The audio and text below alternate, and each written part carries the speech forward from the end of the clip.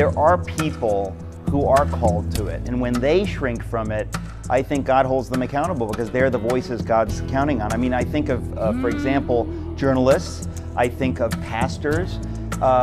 If you're called to be a leader, you're in the position of being a leader, people are looking to you for cues. And if you never mention something, they can assume to realize that when the state becomes powerful, it often bullies the church, right? That's exactly what happened in Germany. They weren't prepared. We've got to neutralize the church.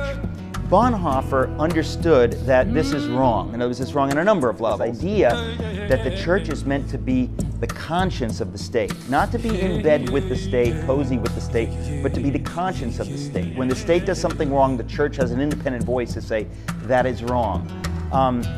Bonhoeffer saw that the state, for the first time in German history, at least in more recent German history, was in fact trying to co-opt the church and to basically take over the church. And he saw it, and he said, this is not healthy. The church must be the conscience of the state, must have the freedom to speak out against the abuses of the state. Bonhoeffer faced that in his day, where many pastors said, you shouldn't get involved politically. It's not your business. Just pray and teach your colleagues to pray and don't do anything about it. And he said, so I'm supposed to sit by while Jews are being transported in boxcars to Treblinka and Auschwitz? Really? As a Christian, you think God would have me to do that?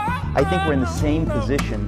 You know, it doesn't need to be compared to the slave trade or to the death camps, but the principle is the same. That when people tell the church to shut up, suddenly I say, something's going on here, and I will not shut up, and I will exhort the church not to shut up and to stand up for what it believes in. If people don't like it, they have never liked it, and they don't like it because it threatens something that they feel very strongly about. But it's the job of the church to speak up, and